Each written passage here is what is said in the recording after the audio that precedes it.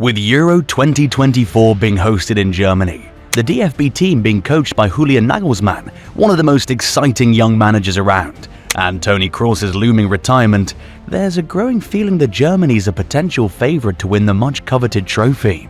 This sentiment is hardly misplaced given Germany's performances at the Euros. The team has taken home the trophy 3 times and finished as runners-up 3 times. For perspective, the Euros has been hosted 16 times since its inaugural event, and Germany's made it to the final 37.5%, winning 18.75% of the time. Decent numbers considering the heavyweights competing for the trophy. Germany's record in the competition is equal to Spain's 3 tournament wins, with Spain having more recent success like their 2008 and 2012 wins. Much like Spain though, Germany's been inconsistent at best and underwhelming at worst since then. Their last Euros win came in 1996, meaning Jamal Musiala wasn't even born yet. Other than that, the 2014 World Cup and 2017 FIFA Confederations Cup have been their most recent wins in the last decade. Their last outing at the 2022 World Cup was nothing short of embarrassing, as was their 2020 Euros run. They finished outside the top 8 at the last Euros, and didn't even make it past the group stage at the last World Cup. But this video isn't about the times the DFB team didn't make it, but their streak of success at the Euros. So let's talk about that. The glory of 1972. According to conventional sources, West Germany played sacrilegious football and was the bad guy for much of the 20th century. Their style of play was painful to watch but highly effective, as evident by their World Cup wins in 1954 and 1974. However, that didn't stop people from calling the team party poopers, especially when their effective but boring style trumped the fresh, exciting and attack-minded teams like the Netherlands and Hungary. But beyond football, Germany as a nation was split in twain, and the political narratives of both sister nations only added fuel to the fire. 2 years before winning the 1974 World Cup, West Germany participated in its second Euros. Their participation was long overdue, having declined to participate in the first 2 editions. In 1972, they played a new kind of football with brilliant footballers and a coach who wasn't afraid to break the mold. Even better, it wasn't until West Germany entered the European Championship that the tournament became the serious major competition it is today. Before that, the 3 previous editions since it first launched in 1960 were rather low-key and without much fanfare. Although West Germany had been accused of playing haram football for the longest time, Helmut Schön was the coach who brought a new philosophy to the team. Schön had quite a fascinating backstory, from playing amateur football for Germany before and during World War II to entering coaching after the war. Then, after the nation was split, Schön fled to West Germany in 1950, since football in East Germany faced significant political interference. His coaching stint in the West began with the Saarland national side, a French protectorate at the time. He led Saarland to the 1954 World Cup qualifiers but lost to West Germany twice.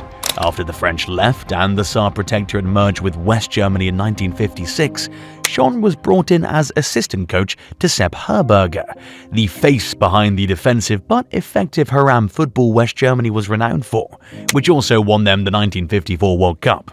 8 years after joining the team, Schön was elected to be the new manager, much to Herberger's disappointment.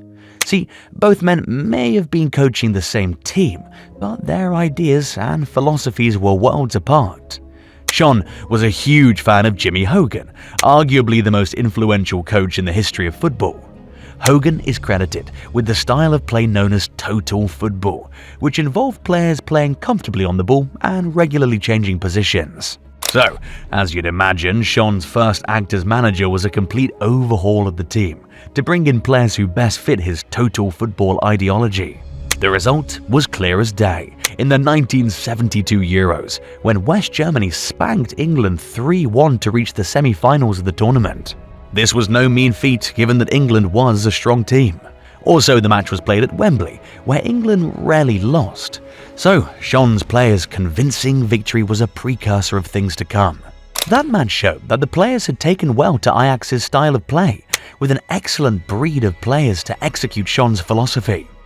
His players were exclusively picked from Bayern Munich and Borussia Mönchengladbach, two teams that frequently played Ajax in European competitions and friendlies. Schon preferred players with experience playing against his tactics and adapting to them. However, for all their attacking prowess, West Germany stuck to antiquated defensive strategies, like maintaining a low block rather than the high press typical of the Dutch. Schon also preferred the man-to-man defensive structure, employing physical centre-backs to keep a solid defence. Effective as it was, this style was still considered ancient by the standards of the time. West Germany went on to dispatch Belgium, tournament hosts that year, in the semis before facing the Soviet Union in the finals. But the USSR was no match for Schon's men, who put 3 past the 2-time finalists to lift their first Euros trophy. By the end of the competition, 7 of 22 West German players were included in the team of the tournament, including players like Beckenbauer, Muller and Netzer. Beckenbauer would go on to win the Ballon d'Or that year, ahead of both Muller and Netzer, who settled for German Footballer of the Year that year and the following year. Bringing it home in 1980. West Germany may have improved the quality and fame of the Euros after agreeing to join the tournament in 1968, but there was nothing they could do for how drab it was in 1980 when Italy hosted the competition. Attendances were at a record low, and it felt like the wrong year to host such an important football event. 8 years after lifting their first Euros trophy, West Germany won the 1980 edition of the competition. Although they played under a new coach with a slightly different philosophy, they were quite underwhelming. But that isn't exactly their fault alone, and it mirrored the entire state of that year's tournament. Who's really to blame? Look no further than UEFA.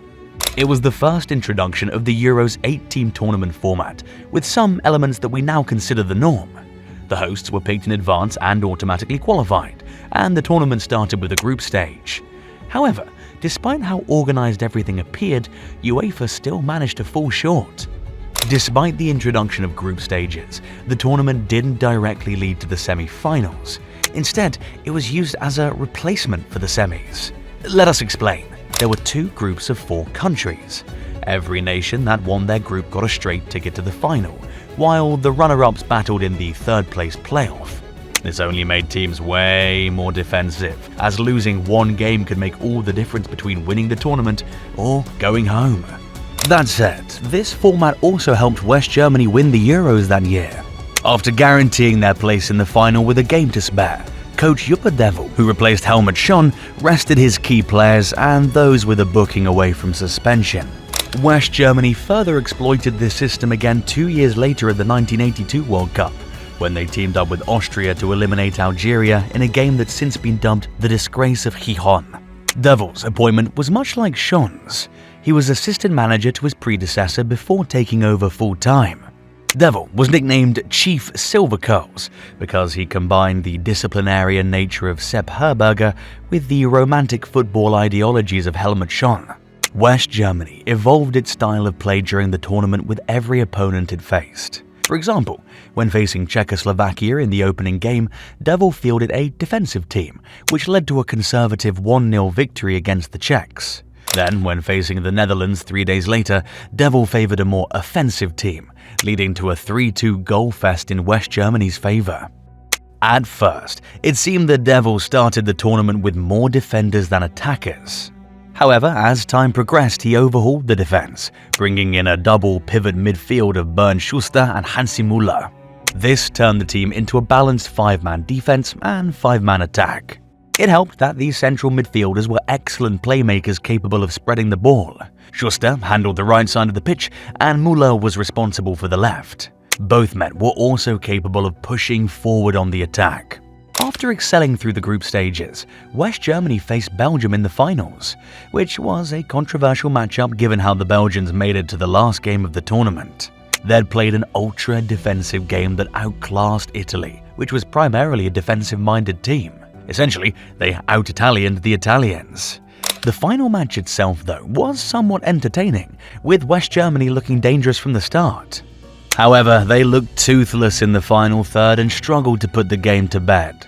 Their gameplay itself was exciting, with excellent passing moves and individual brilliance from Schuster and Rummenigge, who broke past strikers regularly. However, West Germany only claimed the win after scoring a simple set piece, in which Rummenigge swung in from the corner for Hrubesch to head home his second of the game with 2 minutes to go. West Germany finished as the best of the lot, with 6 of 11 of the players in the team of the tournament being West Germans. However, this isn't the reputable feat that it seems, given how underwhelming the rest of the teams were. Wanna see me do it again? Germany lifted the Euro trophy again in 1996, this time not as 2 separate sister nations but as a unified whole. Berti Vogts was the new manager and came in with loads of experience playing for a great West Germany team that had won back-to-back silverware, including the 1972 Euros and the 1974 World Cup. After the reunification of Germany, Beckenbauer, who helped West Germany to its first Euros trophy, predicted that the new unified Germany team would be unbeatable. Well, Vogts completely put that prediction out of everyone's minds by failing at the quarter-finals of 2 World Cups. So, regardless of how calmly Germany appeared in the 1996 Euros, they came in as a team that had massively underperformed and underachieved since the last time they won the trophy over 2 decades ago. It didn't help that those performances toppled their FIFA rankings and landed them in the group of death, with the Czech Republic, longtime rivals Russia and Italy. By some miracle, Vogts dragged Germany out of the group stage without conceding a single goal. Then came Croatia in the quarterfinals, a more physical side, but Germany did just enough to see them off. The semis required more than luck, as the DFB team went up against England at Wembley. If you've ever heard the song It's Coming Home, you sure know how intimidating the English fans can be when they think they've got pretty good chances of winning the tournament. There was also the downside that Germany went up against the 3 Lions with lots of injured players. How Vogts managed to leapfrog England to the final remains a miracle, but it remains one of Germany's most impressive football feats to date. Naturally, of course, the English fans felt robbed, but realistically, the only time England ever looked dominant in the tournament was when they thumped the Netherlands 4-1 and beat Scotland 2-0. Also, overall, the tournament was quite like the last time West Germany won the 1980 Euros in Italy. There was no dominant, exciting football on display. Teams were still cautious, and the tournament ended with an abysmal average of 2.06 goals per game. Germany just managed to be a better side in a tournament that was mostly about getting results rather than playing spectacular football. For perspective, the Netherlands, Croatia, France and Italy were all accused of playing complacently at different points of the tournament. The only team that never got attributed that tag was Germany. German machines for a reason: effectiveness. What does this mean for the 2024 Euros? There's a reason Spain has more claim to the crown of dominance in the Euros, even though they have the same amount of Euro silverware as Germany. That's because they managed to be consistent for 6 years, between 2008 and 2012, before falling off the map. In that time, they sandwiched a World Cup trophy between defending their second Euros title. That was never the case with Germany. Right after winning the Euros for the first time in 1972, they failed to defend their title in 1976, finishing as runners-up instead. It took 8 years before they picked up their second trophy in 1980. Then it took another 16 years before they win the third. Between those nearly 2 decades, they finished as runners-up again in 1992. And the icing on the cherry, Spain beat Germany in the 2008 Euros final to begin the first of their silverware treble. Sure, it was Germany that would end La Roja's riot by winning the 2014 World Cup and preventing a quadruple, but they haven't achieved much ever since. Much like Spain, Germany hit a run of bad form that belies the amount of talent it had. Even worse, the DFB team wasn't suffering from clashes of ego like England's golden generation. They just never seemed to find the right playing identity. This slump only worsened after the team flunked out of every major competition after 2014, like crashing out of the semis at the 2016 Euros, group stage exits at the 2018 and 2022 World Cups, and failing to reach the semis in the 2020 Euros. This slump continued even after Julian Nagelsmann was brought in to right the ship, with defeats to Turkey and Austria and a draw with Mexico. It was clear what the DFB team needed: an overhaul, as Helmut Schön did. Hansi Flick, Nagelsmann's predecessor, kept the same team, which was low on confidence and lacked any of the vigor and threat associated with Germany. Not his successor, though.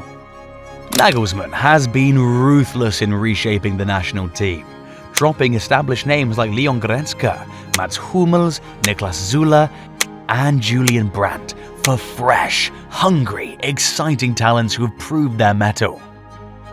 For leadership, he's brought Toni Kroos out of retirement for one last dance.